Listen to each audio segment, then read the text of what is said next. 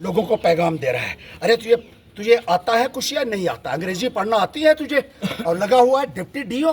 ये certificate issue हुआ है इंजीनियर्स की तरफ से, जो इन्हीं के इंजीनियर थे, कोई बाहर से आए हुए थे, दिल्ली से, दूसरी जगहों से। उन्होंने ये सर्टिफाई किया है ये 3 पोलिंग स्टेशन, ये 3 ईवीएम्स हैं जो नॉन फंक्शनल रहे हैं, जिनमें गड़बड़ी थी। और ये कहता है एक ही ईवीएम पे जो है वो एरर आया है। एक भी मशीन के ऊपर एरर आया है तो उसके लिए जिम्मेदारी तो तय होनी चाहिए। और यहाँ तो 3 हुए हैं। 3 ईवीएम्स को आपने एक ईवीएम कह के लोगों को गलत इंप्रेशन देने की जो कोशिश की है, उसके लिए तुमको जवाब देना पड़ेगा। हम इसीलिए यहाँ आए थे आज डिप्टी डीओ के दफ्तर में, और इसने अंदर से ताला लगाया और पीछे से दीवार फांक के भाग गया। अरे यहाँ लोगों के सामने आ, और ये हम सुनिश्चित करना चाहते थे, स्पष्टीकरण चाहते थे यहाँ कि लोगों को बताओ कि इस आदेश के मुताबिक कितनी ईवीएम्स खराब निकली हैं। और ये कहता है एक ईवीएम। फिर हमने इनको एक ऑप्शन दे दी। तू कौन होता है ऑप्शन देने वाला? एक ईवीएम में अगर गड़बड़ी हुई है, उसमें वोट हेरा फेरी से डाले गए हैं, तो तू कहेगा इसको रहने दो तो दूसरी देख लो। जो 3 मशीनों में गड़बड़ियां हुई है, जो नॉन फंक्शनल पाई गई हैं, डिफेक्टिव पाई गई हैं, उनके बारे में लोगों को सही जानकारी देना बहुत ज़रूरी है।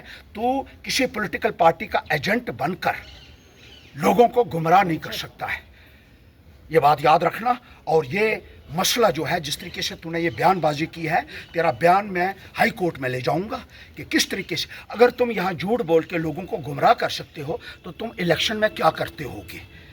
और ये जो लोग इन्वॉल्व्ड हैं, हकीकत को छुपाने के लिए जो जिम्मेदार हैं, और जिन लोगों ने फ्रॉड किया है, वो बख्शे नहीं जाएंगे, ये याद रखना। अब तू दीवार फांक के भाग जा या दूसरा, इसलिए क्योंकि चोर जो है वो सामने नहीं आ सकता है।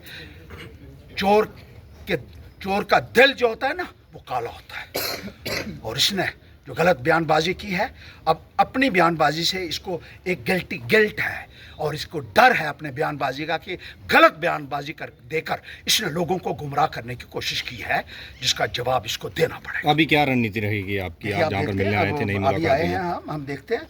ये सारे सबूत हमारे पास हैं, और बहुत बड़े पैमाने के ऊपर धांधली हुई है इलेक्शन के अंदर। ये तो सबूत हो गया। 3 मशीनें तो ख़राब निकली।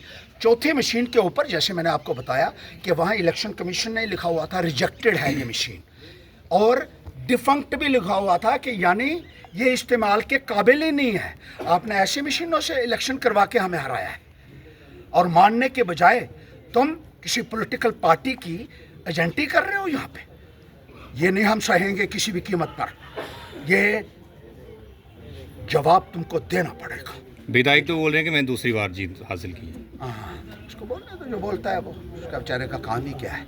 उसको पता लगेगा चंद महीनों के बाद, जब कोर्ट का फैसला आएगा, हथकड़ी लगेगी ऐसे उसको, और इलेक्शन भी जाएगी। ये बात याद रखना, कहना उसको, बता देना उसको कि 6-7 महीने से ज़्यादा का मेहमान नहीं है तू MLA में। तेरी छुट्टी होने वाली है।